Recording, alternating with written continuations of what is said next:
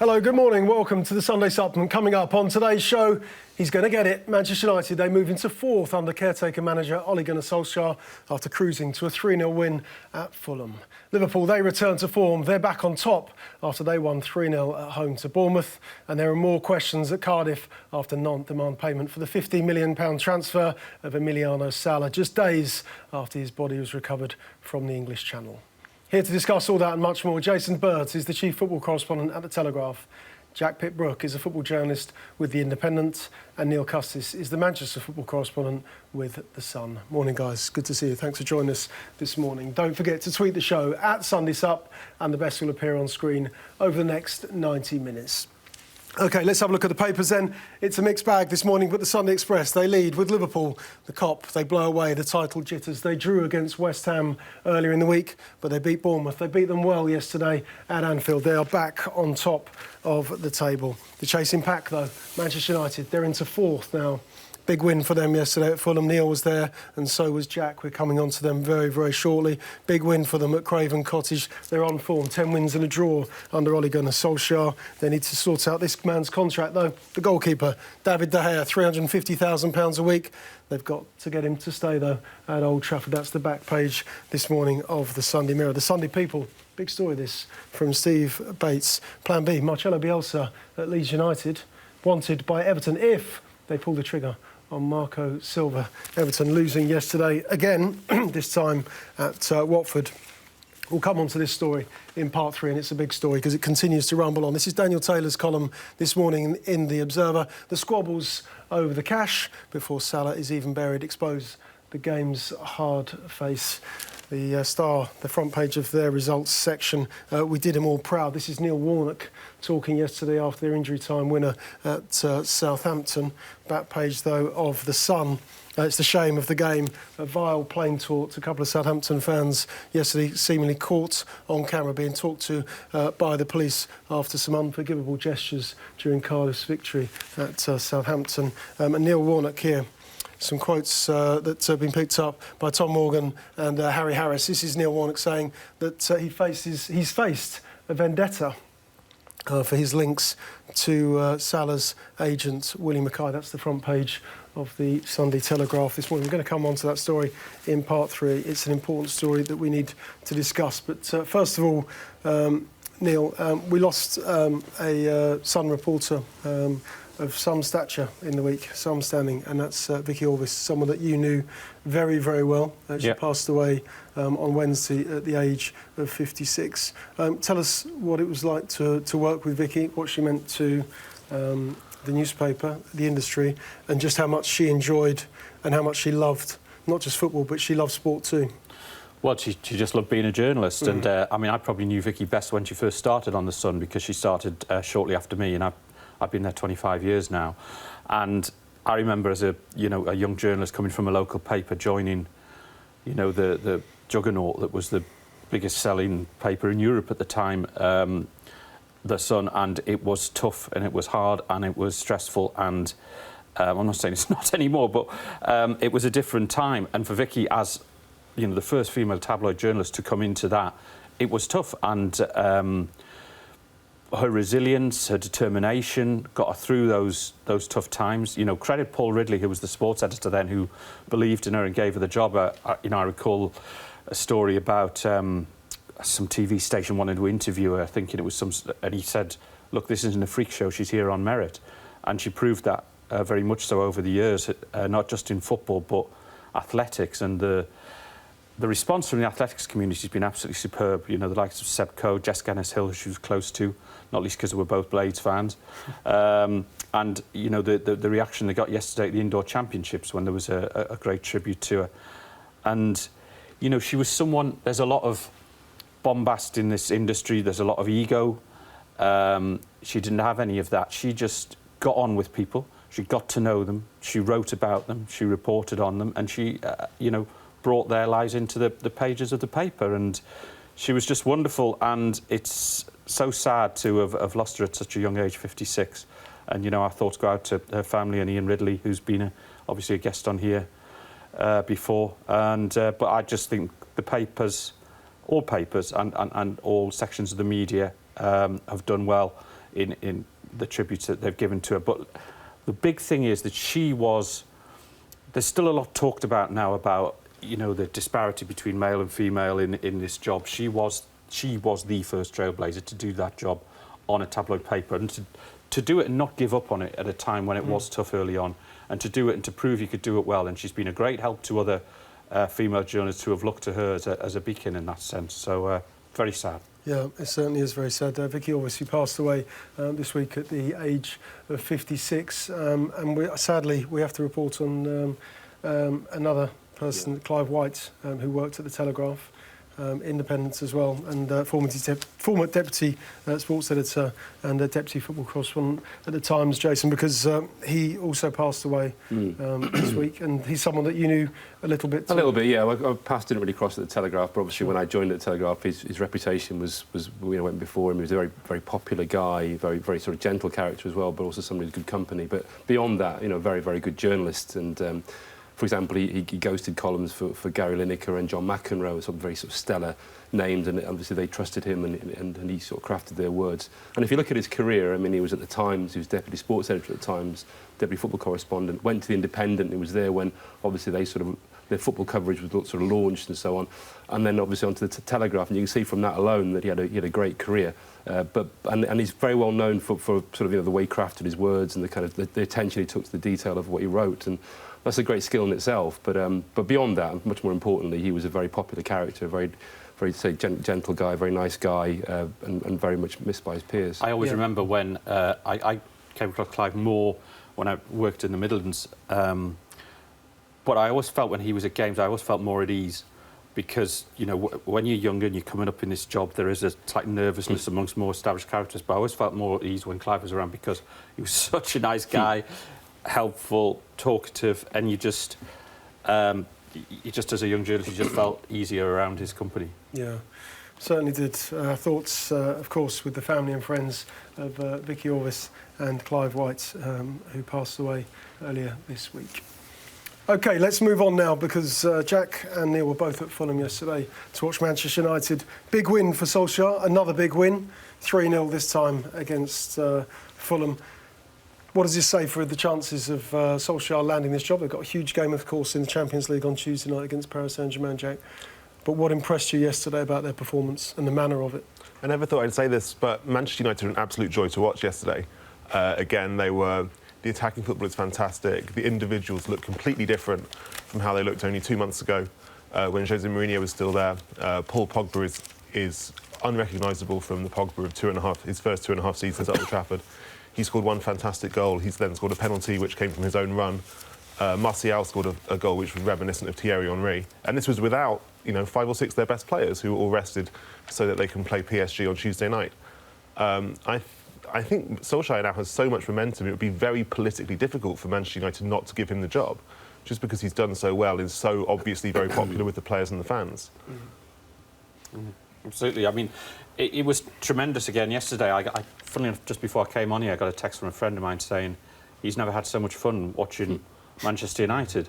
And I think part of that is the fact that the fans are on the back of a revival of a club. You know, when you're at the top all the time, you can sort of get used to it, but they're sort of going along to a revival at the club, and the away support yesterday was tremendous. But as Jack says, there's been a few years where I've gone to Old Trafford, but I haven't really looked forward to it. Well, if I was to say anything, when I read your piece this morning, it was obvious that you actually enjoyed writing about Manchester United. Oh, absolutely. This big winning run they're on, but you enjoyed writing about the players, the manner of their performance, the goals, Paul Pogba's performance, Martial's. Whereas when Mourinho was in charge, and of course you are... I knew this was coming. But you defended him until the end. Yeah. Even though the football was joyless, it was dispassionate, they weren't winning football matches, but it must have been difficult to write about them, even though, of course, you were heavily in the Mourinho camp. My argument with Mourinho was that the first 2 seasons, I thought, from the position that he took over, he did a very good job. Winning 2 trophies, you know, these are the things that Liverpool and Tottenham don't do. Winning 2 trophies and then won the League Cup as well. And then being the second best team in the country in his second season. And it wasn't all joyless. There was some tremendous games in that. It's not as good as it is now. But I think the achievement in his first 2 seasons and the criticism he got during that time was totally unwarranted, because I thought he did a great job in those 2 seasons.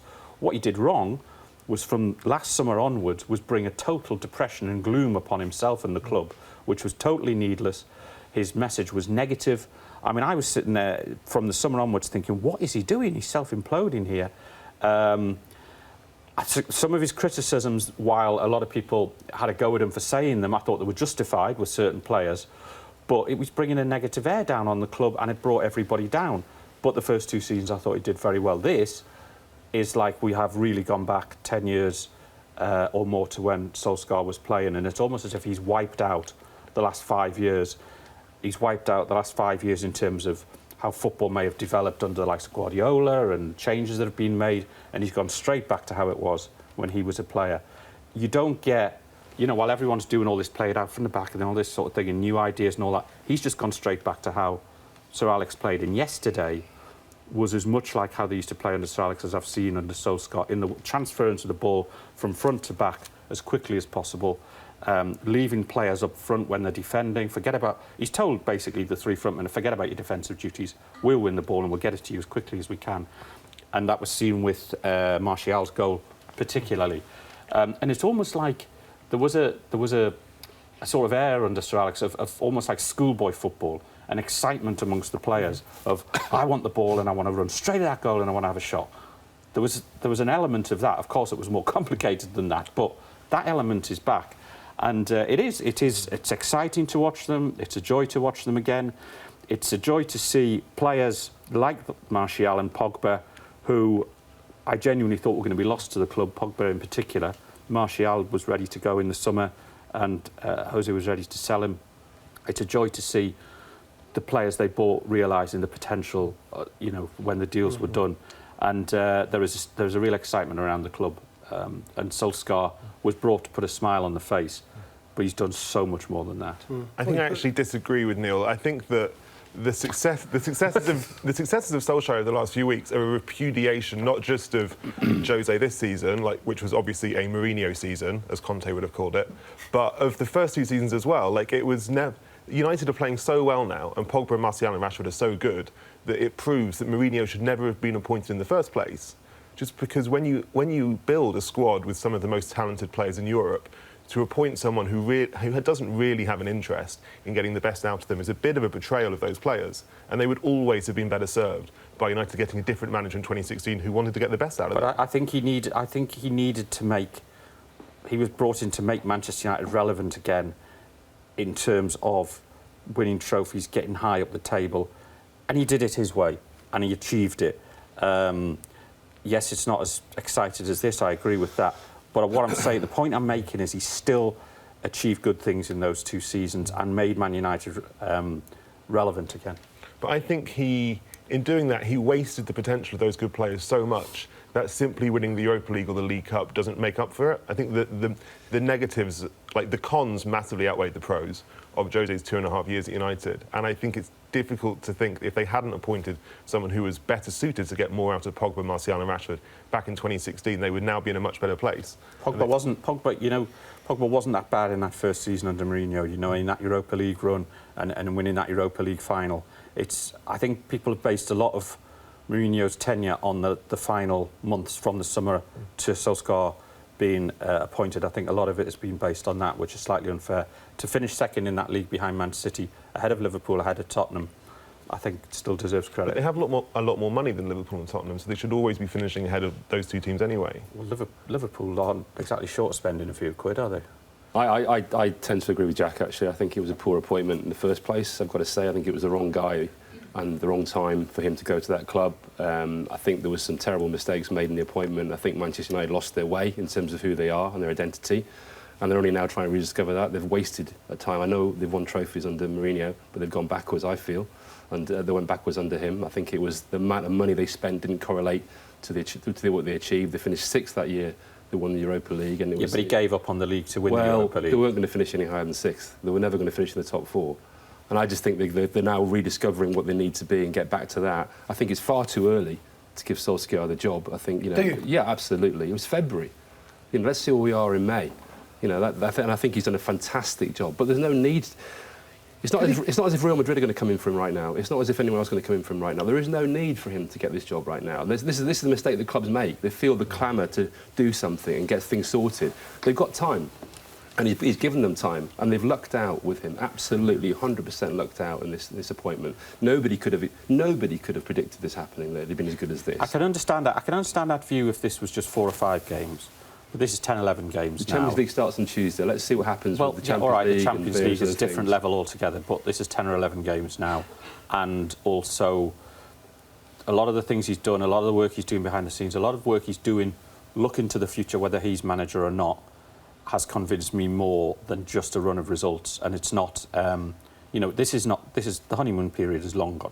He has, I think, already proved himself. So you would give him the job now? You would want to push ahead with that? I wouldn't. I don't think it makes any difference. I would give him the job in the summer, but whether they give him it now or not, I don't know. I think there's a fear that if they give him it now, there'd be a little bit of a rock under the boat. What does that now mean? They're on such a good run now, they don't need to do anything. Yeah. They don't need to do anything. But if you're saying to me, if you have to make a decision now as to who you would appoint in the summer, I would say Solskjaer. Which you don't have to. Which I don't have to, but I would say Solskjaer. But is one of the elements, Neil, is how they react, is how Solskjaer and his coaching staff and players react to defeat. Because he hasn't had that yet, and we don't know the answers. He hasn't lost a game, I don't think, since August. Yeah, but I think has he lost a game of football? Has he? No, but including his run at Molde, hasn't lost a game since. Yeah, but actually Molde lost their first game after he left, which made them look even better. But I think the way they reacted to going 2-0 down against Burnley maybe answers that question, because that was the first time under him when there was a little bit of a sense that the players were starting to believe their own publicity that they were getting in terms of how well they were playing and what have you, and that was a shock. But they still answered so many questions in coming back from that.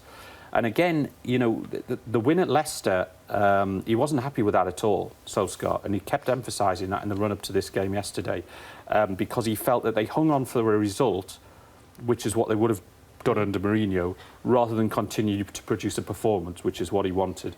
And he made 6 changes, and I don't think those 6 changes were necessarily looking ahead to PSG. I thought they were made on the back of that Leicester result. So, although there's this happy, smiley face and all that, there is a hard edge to him behind the scenes, which was emphasised in the changes he made yesterday for that result. You're getting around the country to see him play at the moment, aren't you? Leicester last week. Fulham yesterday as well. I had to get directions.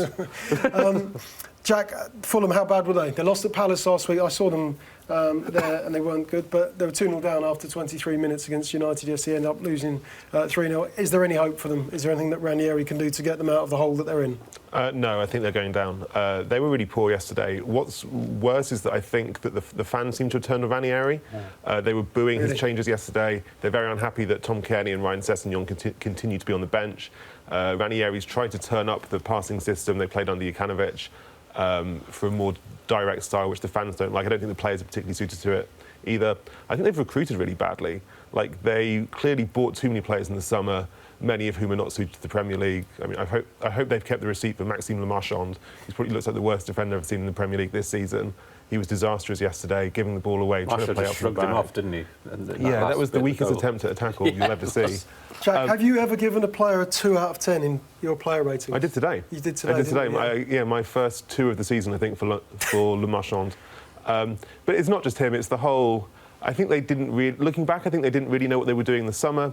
Even little things like... When they got rid of Stuart Gray from their coaching staff in the summer, that didn't get that much attention at the time, but there is a view that he was one of the few people at the club who really knew what it meant to compete in the Premier League. When they got rid of him, then suddenly Fulham, they lacked that experience, and then when they got into the Premier League, you could tell from the start the players were getting a little bit outrun in every game, outfought. They were maybe a bit naive. They aimed perhaps too high with some of the players they were trying to get for, as in they were aiming to kind of finish 6th, 7th, 8th, rather than just trying to stay up. And now, I'd be very, very surprised if they manage to stay in the league for next season. Yeah, they need to get some results, and they need to get results fast under Claudio Ranieri. Big defeat for them yesterday at home to Manchester United. Big win yesterday for Liverpool. They're back to the top of the Premier League. More on them coming next.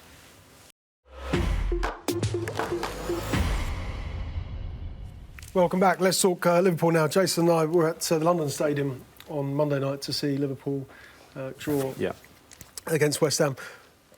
Is this the perfect way to respond the manner of the victory, the style of the victory, and the manner that Liverpool supporters have been accustomed to this season, because they walloped Bournemouth yesterday. They did, and you could, if you're cynical about it, you could also argue it's a perfect opposition for that game, because obviously Bournemouth are a terrible run away from home, and they will play fairly open football at times and give the opposition a chance.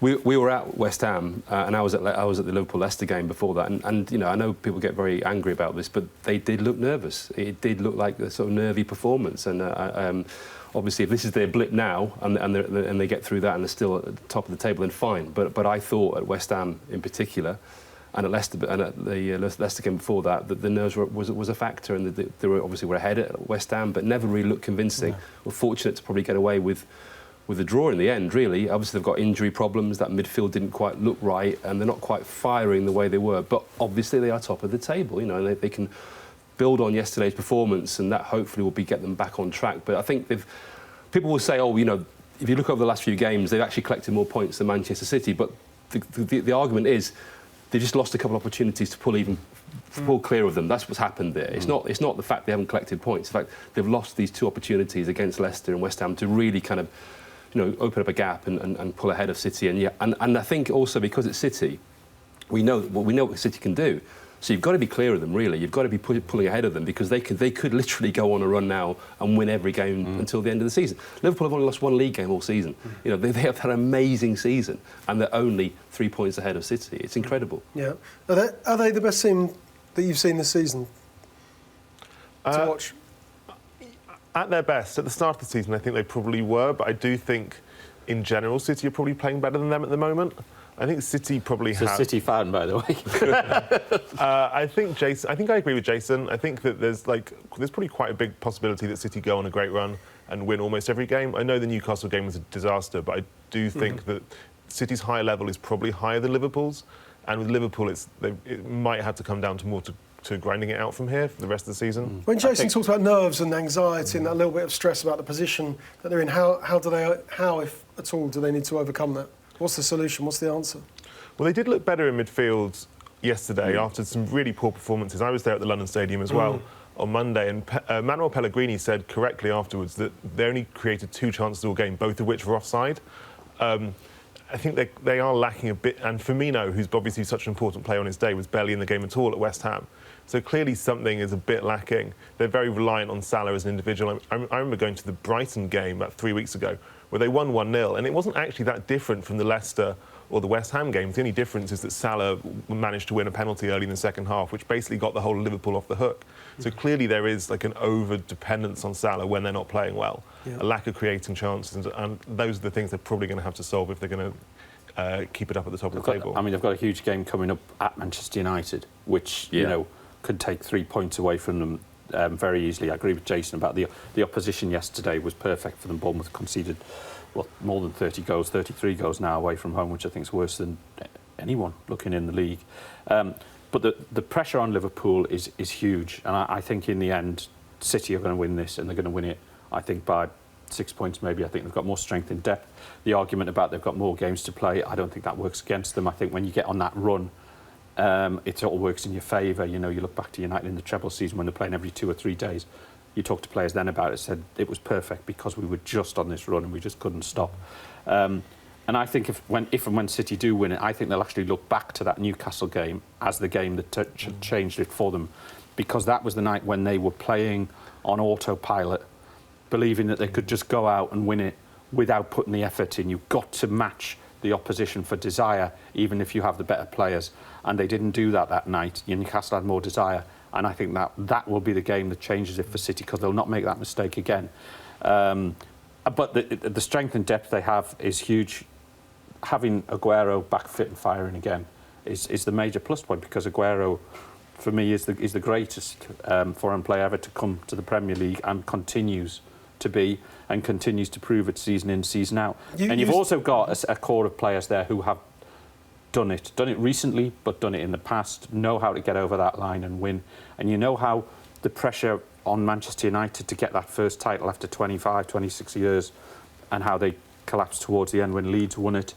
Liverpool have done so under Brendan Rodgers. I think that's huge, and I think it puts more pressure on them every game than City. You mentioned Aguero. Is he underappreciated? I think because he just does the job. He goes week in, week out, season in, season out.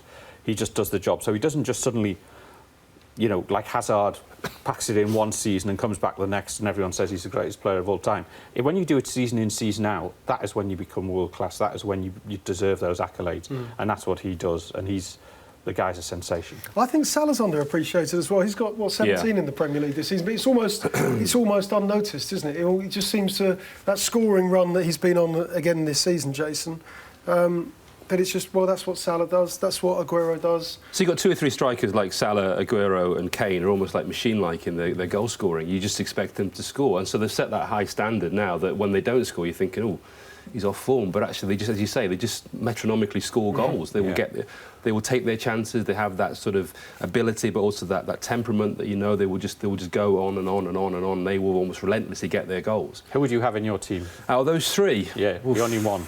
Goodness me. I'm a little bit of a Harry Kane fan, actually. I think I would have Aguero every day of the week. Jack, City fan? I'd probably have Aguero. Are you happy with him exposed? I mean, it's too late. It's too late if you're not happy with him exposed. That's twice. You can't put the toothpaste back in the tube. It's Yeah, thanks for that. Would you have Aguero before anybody else in your team? Would I have Aguero? A striker, you've named one striker. He loves Zaha.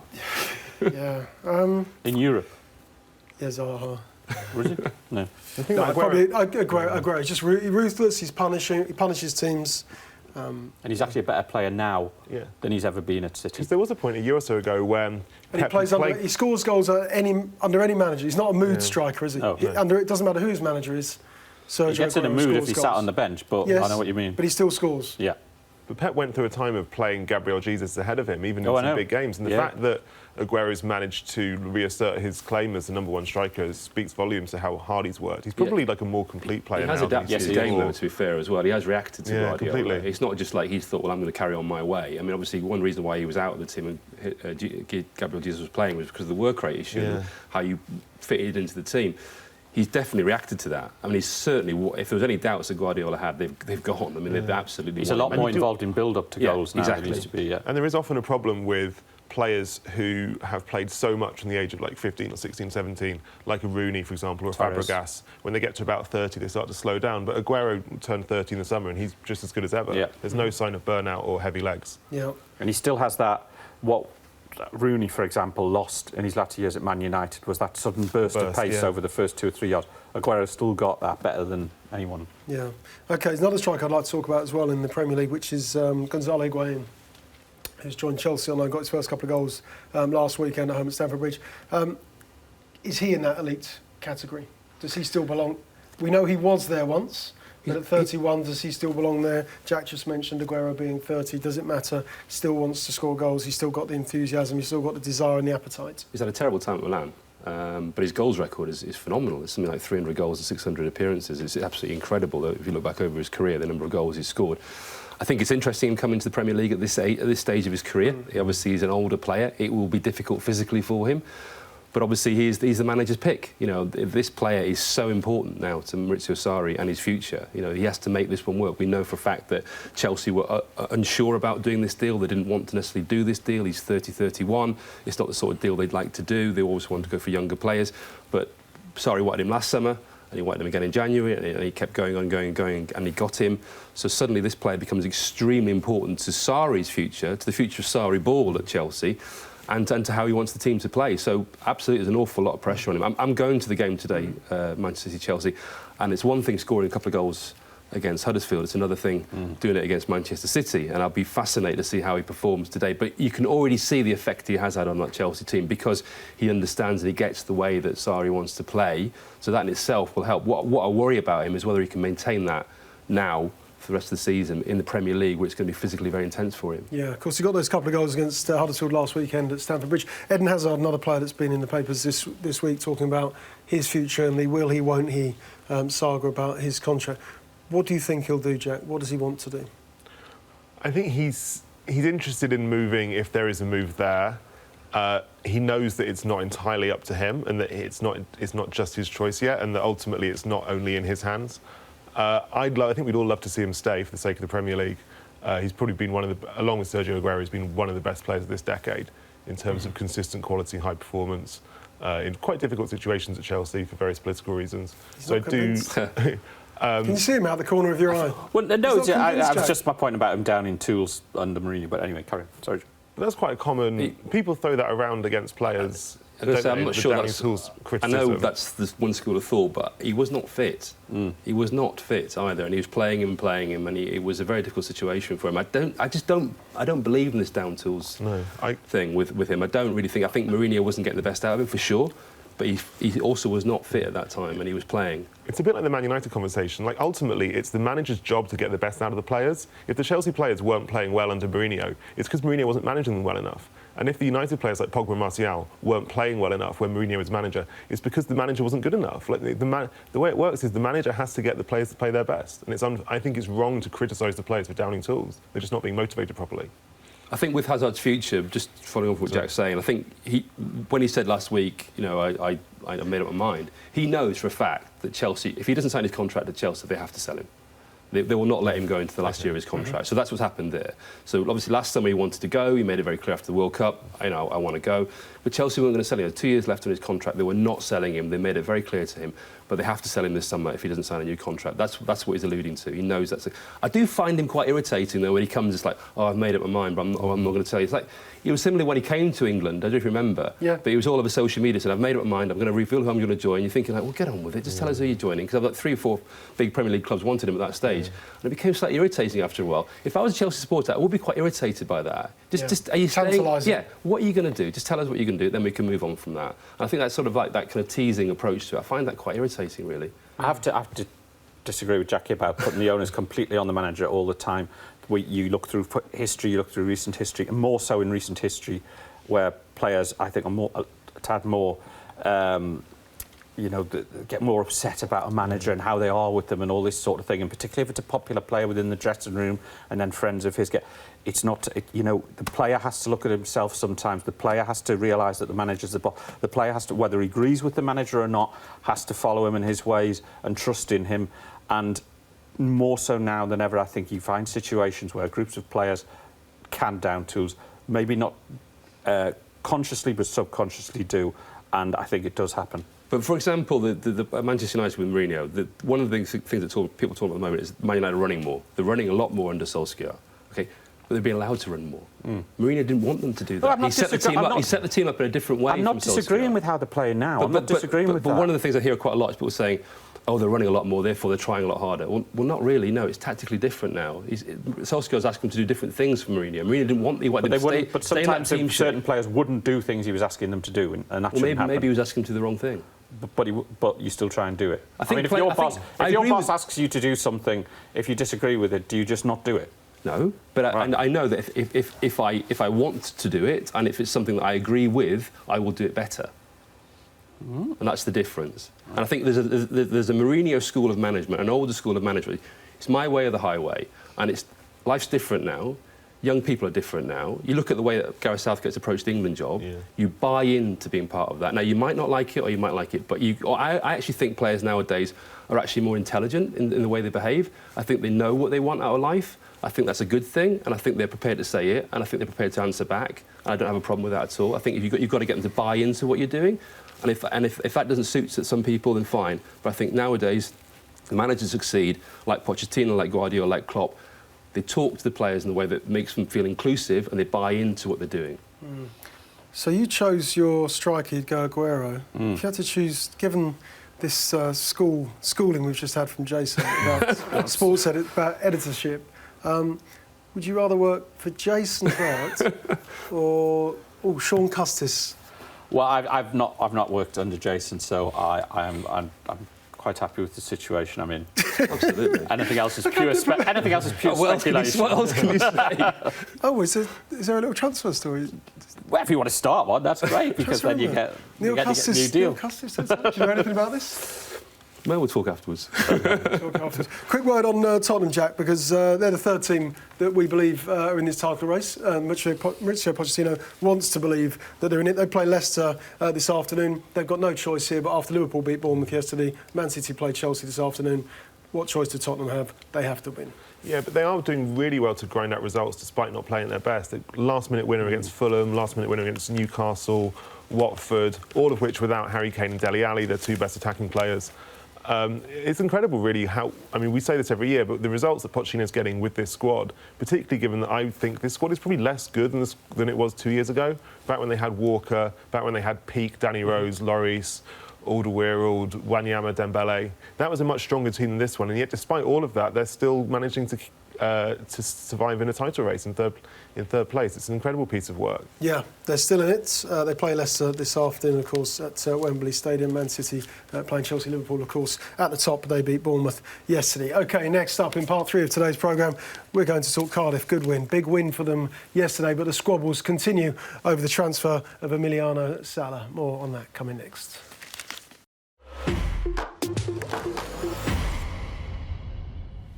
Welcome back. With us this morning, Jason Burt, Jack Pitt-Brooke and Neil Custis. Just remind you, and what's in the papers this morning, it is a mixed bag. Sunday Express, we'll start with Cop. They blow away the title. Jitters, big win for them yesterday against Bournemouth at Anfield. They won 3-0 into the top 4, the Laughing Boys. Manchester United in 4th place. Big win for them over Fulham yesterday at Craven Cottage. Sets up Tuesday night's Champions League tie against Paris Saint-Germain. Very nice. He's back of the Sunday Mirror, though. They need to tie down their goalkeeper. He wants £350,000 a week to stay at Manchester United.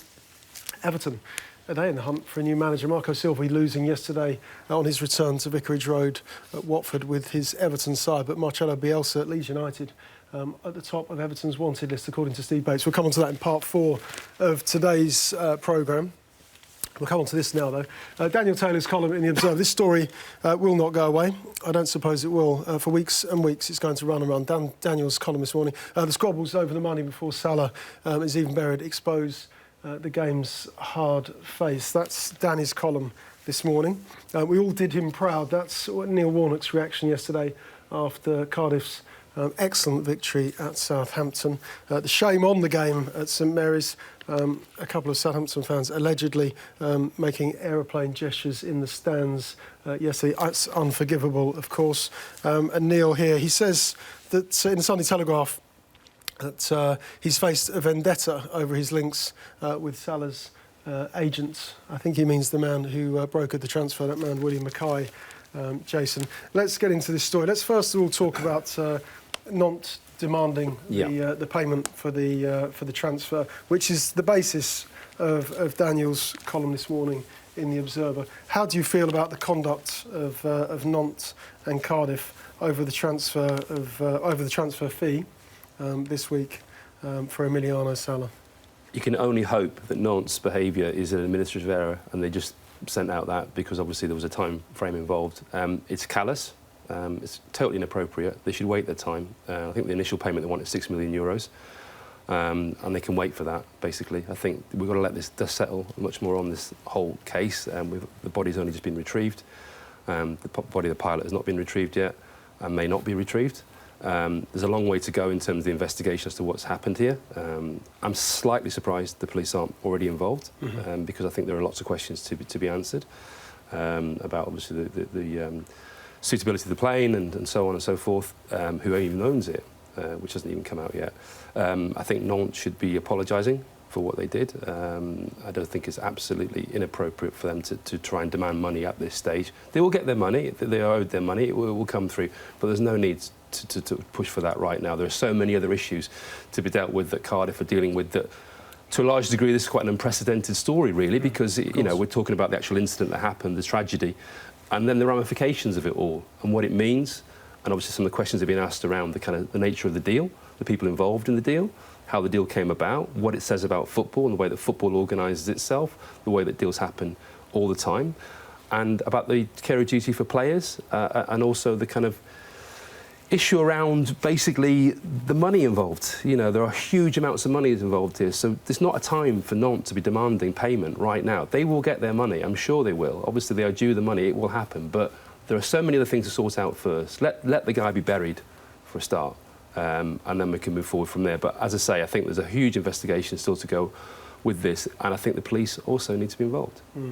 It is, because it is such an unusual story, has that manifested itself in the way that the media has covered it, Jack? Yeah, I do think there's been some really excellent insightful, incisive reporting and writing about this over the last few weeks. Ian Herbert's stuff in the Mail on Sunday particularly stands out. There was a fascinating piece last week about how the deal came about and how Willie Mackay works and his relationships with clubs and what lots of clubs, basically how he touts players around to clubs in the way which obviously happened with Emiliano Sala. And obviously this morning, Danny Taylor's article was fascinating in his column about how some, even Newcastle United said they didn't want to work with Mackay at one point because of how he operated. What Ian's particularly done in his reporting is raise lots of important questions about, as Jason said, the ownership of the plane, which I think is still unestablished because the company which it was registered with has registered it in such a way that the Federal Aviation Authority in the US hasn't been able to establish the ownership of it. And also questions about the conditions in which the plane was flying. I think, again, in Ian and Nick Harris's story today, it says that the flying a plane like that high up in the air at sub-zero temperatures is particularly dangerous because the plane is liable to ice up, which I think is suspected is what happened in this particular instance. So obviously some incredibly important questions which remain unanswered. I mean, one of them, sorry, Neil. One of them is the proprietorial rights over the plane. Who owns it? Why would that be a secret? Why would that be such a big secret? Well, it sounds from what Ian's written as if the company who owned the plane have registered it in such a way that nobody can find out who actually owns it, which only adds to the sense of suspicion as to how exactly this came about and the corners that might have been cut in allowing it to happen. If it was a spy plane, and it would belong to a country, then I would understand why you wouldn't want anybody to know exactly which country owns this plane or who owns this. There is no good reason why a small commercial plane for flying a few people at a time should be secretly owned. It only adds to the questions, and I'm sure the pain the families must be feeling. And why, if you own that plane, why you wouldn't come forward to say, yes, quite, yeah, this is our aeroplane. I think a real sad element of this, another sad element of this rather, and what is shone a spotlight on just transfers of players. This tragedy has shone a spotlight on the transfers of players and how much they are simply the pawn in a game. You know, from what I was reading in the pieces that Jack referred to there, and there was a very good piece on ESPN as well, that the player, Sala, the player himself, didn't actually really want to leave. You know, he was totally happy what he was doing, even though he was getting, you know, £40,000 a month and was going to be getting £40,000 a week. He didn't seem bothered. He was totally happy in this village in Nantes. You know, these stories about him just letting the dog out in the back field, and he knew everybody in the village where he lived, and he just seemed totally happy and content where he was. This was a young lad who came over from Argentina when he was 15, embraced French life, and sometimes players are just happy where they are, you know.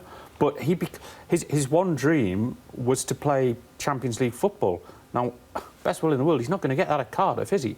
You know, the one chance he had fell through when he could have got to Turkey. So he was just happy with doing what he was doing, but suddenly Nantes realise his contract's going to be up, they can get some money, they get involved, he gets involved, and the player ends up just, you know, lost in the whole murkiness of it all. And that real spotlight's been shone on that, and that's happening all the time. It is really tragic how little sense of agency. It seems like Salah hadn't any of this. Like, he didn't really have any say in the transfer or in how the transfer happened, and was simply like a way for people to make money. And it makes you wonder how many agents actually are looking after the player. You know, looking after the player in a situation like that. I mean, there seem to be 4 involved here. You know, I was relating a story to you before it came on about when I think it was Forlan signed for Man United, and there was about seven people in that room, and you wonder who is actually really looking after the interest. Because if the agent was really looking after this guy's interest, he'd probably still be playing football for Nantes. And even in Willie Mackay's, I think, emails and texts, which found their way into L'Equipe, he almost literally said to Salah, like, I don't really care about you. You are a way of making money. But he wasn't his agent. He was given the mandate, wasn't he, by Nantes to get the deal done. If Mackay had not disclosed the emails and the text messages to L'Equipe, if they were not in the public domain, would people have the same interest in the mechanics and the dynamics of this particular transfer? Or would we still be talking, or would we only be talking about a footballer who unfortunately died in an aeroplane accident across the English Channel on January 21st when that plane crashed? It's a good question. I think it's helped people discuss it further and look at it further, but I think they would still have been examining that issue around, obviously, the mechanics of the deal and how it came about. And as Neil says... Yeah, I do, actually, because I think for all the questions we've already raised, you know, there's a huge issue around the plane, around the deal, around the nature of the deal, around why the deal happened, and so on. So I think those questions would have been asked. He's obviously, you know, shone a light on his involvement by releasing the emails and so on to L'Équipe, which is quite interesting in itself. And as we say, that shows you how these deals can come about, and it's not particularly edifying experience, is it, really, watching how this has happened. But no, I think there would have been, because of the very nature of the story and because of the very nature of what's happened, I think people would still be asking questions. Maybe not as quickly as they are right now, but I think we would still be asking these questions. Warnock, in your paper this morning, Sunday Telegraph, Tom Morgan and Harry Harris here, says he's fallen victim to a vendetta over his links with William Mackay. Does he have a point? No, I don't think so. I think it's a very unfortunate word to use, because I think a lot of the questions, again, that have been raised and asked about people's relationships and involvement are legitimate. Absolutely. You've written on it yourself, Neil, written a very interesting, good piece on it as well, and I think those questions need to be answered. And I think everyone involved in this, at every level, has to come under scrutiny, and that is fair enough. That is a legitimate exercise. I don't really think there's any vendetta against anyone involved. I think it's a very emotive word to use in a very emotional time, so I understand that, and maybe we can forgive him for that. But I don't think really that's a very helpful way of phrasing it right now, because I think all the questions that are being asked have to be asked. This scrutiny that you rightly talk about is only coming in on this because of the tragedy. Yeah. Whereas this is happening all the time with certain players, and there is not that level of scrutiny at all that goes into it. Oh, you're saying this is just the Sala example is we only know about it, or the public only know about it because it's been played out, because of the way it's been played out. Whereas it's going on all the time with young players, with players who come over here, don't necessarily make it, don't necessarily want to move. I mean, you look at players that, I mean, Tevez, who, you know, he wanted to go back to Boca. You know, within a year, his agents got him out to China, you know, and where he was never going to fit, he was never going to enjoy it or anything like that. He didn't want to go there. It was miserable, and he left. You know, things like that. You know, these Chinese moves that are going on. Now, what was the one the other week? Who was the player where he said he actually wants to go there to win trophies? Arnautovic. Yeah. I mean, seriously. He might win trophies with West Ham. No, but he's not going to go to China. He's not going to China to win trophies, is he? I mean, he might win trophies, but it's not going to put him down in legend. Yeah. What I'm saying is that the way the players are used as pawns is happening all the time, but it's been highlighted now because of this. I think it's probably got worse since FIFA deregulated how agents work a few years ago. It means that almost anyone can just sign up to be an registered intermediary for £500. I think you get the impression that transfers are actually getting harder and harder to do. There's more and more people who are claiming a stake in it, and you get more situations like Sala's move from Nantes to Cardiff are becoming more and more commonplace because of how the kind of Wild West feel of the football agency world at the moment. Can FIFA, UEFA, the FA, can any of the authorities act in terms of transfers? You mentioned the deregulation, which we think probably didn't help, but can they do anything to improve the process? Well, there's been talk of reinstituting some form of regulation, hasn't there, Jason? Yeah. Which I think they might have to do. I think because it's got out of hand, and you almost wonder if any good can come of this terrible tragedy, it's more scrutiny of how football transfers happen and more protections for players who are just passed around like pieces of meat. Yeah, I agree with you. OK, the Cardiff story, I'm sure, has got will run over the weeks ahead. OK, next up, we're going to talk about Marco Silva's future as Everton manager. He's lost 5 of his last 6, including a return to Watford yesterday. More on that next.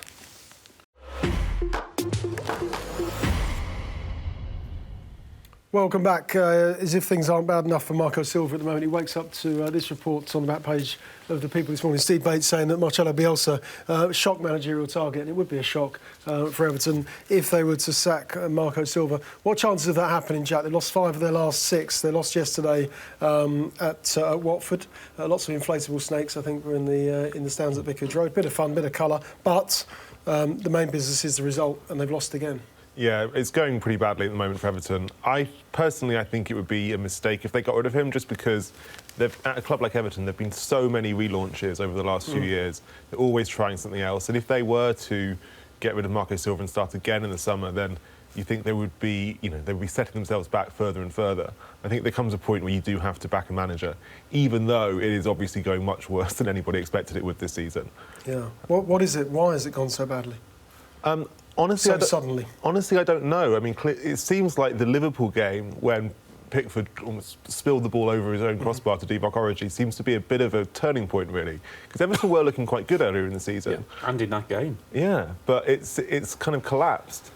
And it doesn't even look like he knows what the solution is. Like, I don't know what the answer is or what there's any different combination of players he can play. Like any kind of young, ambitious manager, he's very much a kind of, I've got my plan A, it's going to work, I'm not going to change it. There doesn't need to be a plan B, we just have to get plan A right. And that, that's a very common thing for managers nowadays. And if you're Klopp or Guardiola or Pochettino, then fair enough. But with Silva, it's, I'm not really sure how he can make it work or what he can do differently to start getting results. Neil came on this programme for about 3 years defending Mourinho's honour. Are you going to do the same with Marco Silva? Because you wrote about him in the week, didn't you? Yeah, it was really more to do with Everton and the kind of, just following on from Jack's point, this kind of idea of Everton need to decide what they want to do and what they want to be first, because they've obviously lurched from various directions of the various managers under Farhad Moshiri, and if they make another change now, then fair enough, it's their prerogative. But where are they heading? What is the plan? What is their identity? What are they trying to be? We talk quite a lot about this in football, but not just are you lurching from manager to manager, but you've lurched from different types of manager to different types of manager. And ultimately, there'll come a point where they can't keep spending like this. It was interesting the week that Moshiri was talking about developing the young players. He will reach a point where he's saying, I'm not going to keep throwing money at this. And then you have to decide before that, really, what you want to be. I think with Silva, it's fascinating because if he fails at Everton, he's finished in England. That's him finished. He will not work again in the Premier League. He's had 3 jobs here. I think he was unwise in the way he dealt with Watford. Ultimately, obviously losing his job. That isn't even sorted yet, that compensation issue or that ongoing investigation. So he may have left Everton before that's even sorted. What's interesting now is after yesterday's game, they've now got, I think, 16, 17 days before they play a game. That's quite a dangerous vacuum for the club to think about. Don't think there's anyone obvious out there for them. Bielsa wouldn't be for this season, surely. It would be a summer change. But my point was really, and I think a lot of clubs suffer from this, they almost want managers to come in and give them an identity. Yeah. That's not a manager's job. They need to decide what they want to be and then get the manager who fits that. And that's what they need to do. And hopefully with Silva, if they believe in him, they work so hard to get him in the first place, they shouldn't just jettison him. But obviously results dictate. And he is incredibly stubborn, and he's not changing his ways. And I think it's obviously going very badly at the moment. But they're not going to go down. So this is the time now for them to take stock and decide what they want to be and where they want to be in the summer and going forward. What do you think they want to be, Neil? Well, I mean, just on Silva, you've always got to wonder about a coach who's had 6 clubs by the age of 41. What is going on there? It's a very unpopular view amongst Everton fans. But I thought when Sam was brought in and he stabilised it, which he did, I think he should have been given the opportunity then to build on it. And before everyone shouts me down, he has done this in the past, with Bolton being a classic example of stabilising the club and then making them play better football, winning but playing better football. And that was what he was aiming to do at Everton. But much like West Ham fans, it wasn't the Everton way, apparently. Apparently this is the Everton way, which is actually getting them worse results than it did under Sam. So there's a view of what the fans want and a view of maybe where the club want to go, and it seems slightly to be at odds. But there seems to be this. Everton seem to think they are on the same level as Liverpool, and they're not. And there seems to be an air around them that is the level they're at. They're not, and until they sort of accept that and start trying to move forward again, it's not going to work. Because when you can throw, I think there's been an idea of throwing money at something to make it happen, which it has been slightly at Manchester United over the last 2 or 3 years, rather than, as you say, having a plan of how it's going to happen. And I think Manchester United are doing that now, but that's obviously not happening in Everton. The model they need to follow is Tottenham. They need to be like a Tottenham of the North, basically. I mean, they've got City, they've got Liverpool, they've got United. They're not going to compete financially. Moshiri a couple of years ago said, this is the Hollywood of football, and that's why they wanted Koeman as a manager. You can't run after these clubs. You can't try and compete with them straight off. You've got to build. And they've got to be a bit more sort of clever in the way they do things. And I think that the Tottenham is, if I'm them, I'm thinking, right, we want to be following Tottenham. We can't really go after Liverpool. Liverpool have got far more resource, much bigger club in many ways. I think the fans, to be fair to them, don't think they're in competition with Liverpool. I think they just want it to be better. You know? And I think that might take time. And I think Tottenham are the obvious example of what they should be following. You mentioned Sam, Neil. Is there any chance of him returning to the Premier League as a manager? I think the longer it goes on, the less of a chance there is. You know, you get sort of, and also this mythical stereotype of how he is as a manager is perpetuated more. You know, for me, he's been one of the best managers in terms of achievements over the last 10 years and what he's done with an awful lot of clubs. Every club he's left has got worse in a very short space of time. I think if the opportunity came along, he would take it. It would have to be the right one for him. And, you know, any club who employs him won't, certainly I don't think will regret it. But, you know, he's doing a lot of punditry work now as well. And I think the longer that goes on, you know, I remember Alan Curbishley was always first on the list for every job, but the longer he seemed to be a pundit, the less chance he seemed to get of it. But, you know, even if he doesn't get another job, I think people who are kind in writing about Sam and actually look at what he's achieved with clubs, he'll be able to sit very comfortably with what he's achieved in football, I think. Yeah, and in that kind of bracket of managers who aren't currently in the game, Alan Pardew as well is another man who I think is looking for work at the moment.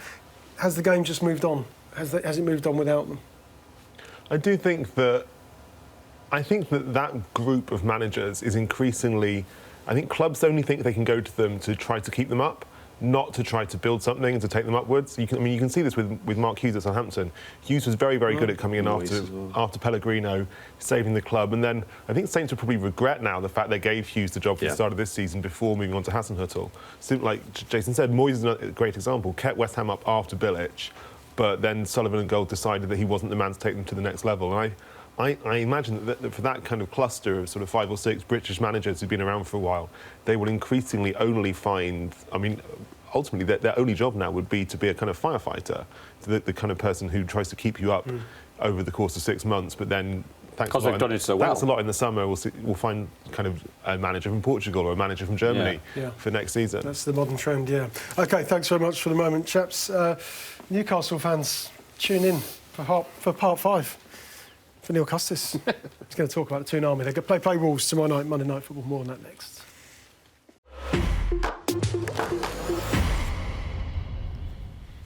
Neil, can you hold on for a couple of minutes before we talk Newcastle? I'm fine. We need to spread a bit of love on this table for Nuno up at Wolves, Jason, and the job that he's done. They do play Newcastle tomorrow night at Molineux, of course. You can watch that game live on Sky. How impressive is the job that he has done? At 7th in the Premier League before they go into tomorrow night's game, but also we have to take into account last season's work, first season in the Championship, promoted with Wolves, and then of course this season as well, where they've been so impressive. They've shown no fear at all in the way that they play. I always thought they'd do well in the Premier League, partly because of the way, as you say, they play, showing no fear. Actually, the league in many ways suits them more than the Championship. They've got a Champions League manager. They've never mind a Premier League manager. He's obviously very experienced, and they've got some very talented players. What they've got, and we've talked about this already, is a clear identity. You know exactly what you're going to get with Wolves. You know exactly how they're going to operate. You know exactly what sort of players they're after and what the manager wants to do. He fits that perfectly. It was very brave for him to go there because they were in the Championship. You know, and he's a big-name manager to go and take that job. We found that happened a few times more recently. Benitez went down there as well with Newcastle. But no, he was always going to be a success in the Premier League, I felt. Tough guy, you know, doesn't suffer fools gladly. But has obviously, you know, moulded a very attacking and exciting team. What I also like about them is obviously people talk an awful lot about the players that have gone in there, the money that's spent, people like Ruben Neves. But if you look at people like Conor Cody, you know, he's got players there who's inherited and developed and made better. I think Cody's very unlucky he's not even in the England squad. I think he's been exceptional for them. Bennett as well. You know, various players you look at, you think actually Doherty, yeah, he's developed those players. Doherty in particular, absolutely. And you see them you see them progressing as a team. I thought they'd finish top 10. I'm not surprised by what they've done, and I think that's partly because, you know, I think there's such a solid proposition now, and they'll only get more and more competitive. Yeah. the summit, what the ambitions for this football club? They're doing so well in the Premier League, but what can they realistically go on to achieve, Jack? Well, the next target has to be European qualification. Like, Fosun wouldn't have spent that much money on Wolves to come 8th or 7th. Like, obviously they would want to be playing in Europe and competing for trophies, and it's very difficult to do that, but there's no reason that they shouldn't be able to. Like, there's no reason that the Big Six has to be a permanent 6 and can't be a 7. You can argue there might even be better run than, say, West Ham, who would probably be, or Everton, who are probably the closest rivals they have to teams that might be able to break into the Big Six. I mean, for as long as you have the money and the Mendes expertise, and also the quality of the players they currently have in their first team squad, I think the sky's the limit, really. Yeah, they certainly had a very good first season back in the Premier League under Nuno. They play Newcastle tomorrow night, Neil. Big win a couple of weeks ago against Manchester City at St James's Park, when the atmosphere in the first half particularly was volatile. Yeah. It was hostile, and of course there was a lot of criticism from Mike Ashley that night, but they did go on to win. They did lose at Tottenham last weekend. Yeah. Jack's just been talking about the sky's the limit for Wolves and the ambitions of the club. What are the current ambitions at Newcastle United? Well, the current ambition is to stay in the Premier League, and I think they have enough in this squad to do that. I think the two signings, or the one major signing ahead of that Manchester City game, actually lifted the club to an extent, and the performance they put in that night was really good. I mean, this is not a group of players who aren't fighting for Rafa Benitez, and I thought they were very good against Tottenham as well. I mean, that Tottenham result was basically the keepers just dropped a clanger right at the end, and they deserved a point there. So, you know, I haven't lost faith in that. And basically, it's going to be between Newcastle, Cardiff, and Burnley as to who's going to join. Oh, sorry, Southampton, Newcastle, and Cardiff as to who's going to join Fulham and Huddersfield. And I think Newcastle have got enough, and they've got, you know, they've still got the manager. And I see better performances than results, certainly of late. But that City performance just shows what they can do, and it just, again, it exposes what could happen at Newcastle and what's not going to happen, as long as this owner remains stuck in the seat running them, despite what his fans might say over in Qatar and what have you about what a wonderful job Mike Ashley's done for Newcastle. He hasn't, and continues not to. And the problem is we're going to lose Benitez in the summer, and then. You think they will lose? You think they will lose him? Yeah, definitely. He will walk away. Yeah, if the club's not sold, Benitez will be gone in the summer. I think as things stand, you're right. Yeah. Yeah, and then we all start again, because Benitez is the only thing that's kept a connection between the club and the fans. So if there's going to be, there's been major protests planned. Funny enough, I think it was Wolves' home game was one of them, which he has diffused. Just a few words from him can diffuse protests, can diffuse marches and things like that. He is currently the only connection between that football club and the fans, in terms of there not being an all-out, walkout, people not going to the games, what have you. And when he's gone, there's going to be a real troubled time, unless the club can be sold. But I think he's had enough of it.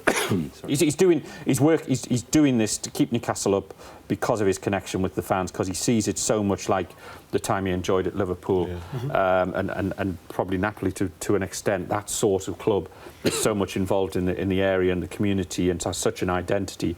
So he's doing this job now currently for them. But come the summer, they won't be able to argue about him walking away anymore. What do you think the chances are of a sale this summer? Of a sale this summer? Well, as long as he's asking £50 million too much, and as long as he does that, it's not going to go. The Amanda Staveley bid was not pie in the sky. She genuinely wanted to do it. She had good backers, but you're not going to pay £50 million more for a club than you think it's worth, and that's just business. What do we think about Almiron? Big signing. Yeah. So yesterday I was speaking to a scout at a Big Six club, and who's watched a lot of Almiron in MLS, and he was telling me that Almiron reminds him a bit of Kaká in terms of how he runs forward with the ball and how good he is on the break. I mean, I don't know whether he'll be quite that good, but it's certainly exciting for the club to finally have some proper investment in a squad which has looked pretty championship for a lot of the last few seasons. But it is their finishing that has let them down. A lot of build-up, they do create chances, but their finishing's awful, so that is what they're missing. Yeah, big game for them tomorrow night. It's Wolves against Newcastle. It just returned to Manchester City this afternoon, and Chelsea, of course, playing at the Etihad Jason, what can we expect from this game? Because we saw Manchester City win again in the week against Everton. They ground out the performance and the victory. But the previous week against Arsenal, at times, they were spellbinding. They were, yeah. Sorry, I've got a bit of a cough.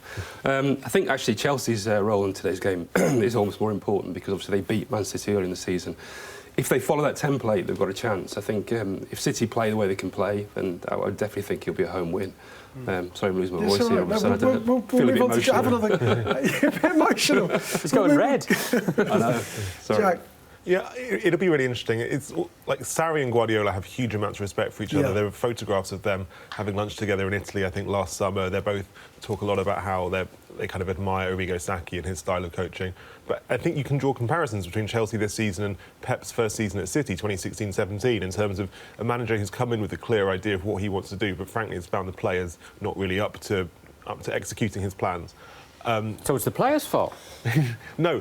It's not the players. It's the players' fault for not being good enough, not for not trying hard enough. Okay. I think the key difference there is in that first year with Guardiola, he always knew he was going to get the players. Whereas with Sarri, completely, he doesn't know. He's not dictating transfer policy in the way that Guardiola was able to. Those fullbacks, for example, are always going to leave City.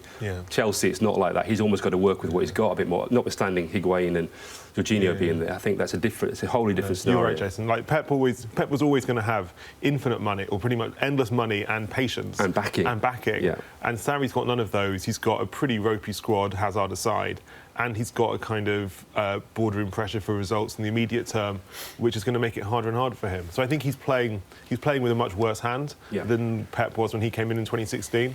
But it does mean that if it comes off, it would be an amazing achievement. But I think the cards are stacked against him. So that's all really. What will Pep have on the touchline this afternoon? Because he looked like the ZX Spectrum loading screen, didn't he, on Friday at his press conference with his jumper? We compared him to a character in Sesame Street, didn't we? Yeah. The thing is with Pep, though, because he's so cool that anything he wears, you don't question it, or you look like you look like the fool who.